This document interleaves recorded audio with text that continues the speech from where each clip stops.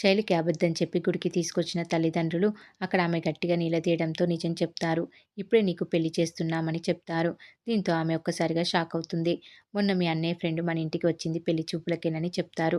దీంతో మీరు కూడా నన్ను మోసం చేశారా నాన్న అని శైలు ఏడుస్తూ ఉంటుంది. నీ జీవితం బావుండాలని ఈ పని చేస్తున్నామని శివశంకర్ అంటాడు.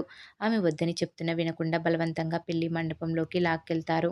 తనకి పెళ్లి ఇష్టం లేదని నాకు చెప్పకుండా బలవంతంగా ఈ పెళ్లి చేస్తున్నారని దయచేసి మీరైనా అర్థం చేసుకోండి అని శైలు వేడుకుంటుంది. నేను వేరే అబ్బాయిని ప్రేమిస్తున్నానని, అతనే పెళ్లి చేసుకుంటానని చెప్తుంది. ఈ విషయాలన్నీ నాకు తెలుసునని పెళ్ళికొడుకు చెప్పగా శైలు పిచ్చి తిట్లు తిడుతూ ఉంటుంది.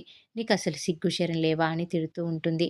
నేను వేరే వాడిని ప్రేమిస్తున్నానని చెప్తున్నా నాకు తాళి కడతావా అని నిలదీస్తుంది. దీంతో వరాలు కూతురి చెంప పగలగొట్టి పిచ్చి పిచ్చిగా మాట్లాడకుండా తాళి కట్టించుకోమని బలవంతంగా పెళ్లి పీటలపై కూర్చోబెడతారు. అప్పటికి వాళ్ళ నాన్నను శైలు బ్రతిమలాడుతూ ఉంటుంది. ఈ పెళ్లి ఆపమని వేడుకుంటుంది. అయినా సరే శంకర్ వినిపించుకోడు. అటు పెళ్లి కొడుకును కూడా తిడుతూ ఉంటుంది. వాడు కూడా సిగ్గు లేకుండా తాళి కట్టించుకోవడానికి రెడీ అయిపోతాడు.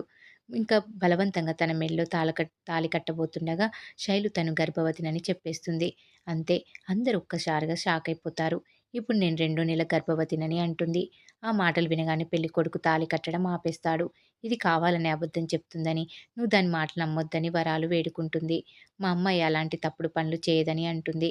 కావాలంటే హాస్పిటల్‌కి తీసుకెళ్ళి చెక్ చేయించుకోండని శైలు అంటుంది. తాళి నువ్వు కట్టినా నా కడుపులో పెరిగేది మాత్రం కేశవ బిడ్డేనని అంటుంది శైలు. ఇప్పుడు కడతావా తాళి అని నిలదీస్తూ ఉంటుంది పెళ్ళికొడుకుని.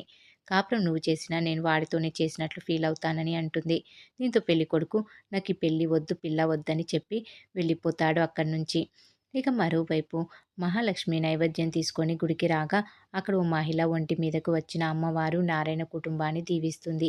మీ మొక్కులన్నీ చెల్లిపోయాయని చెప్పి మహాలక్ష్మి తీసుకొచ్చిన నైవేద్యం స్వీకరిస్తుంది.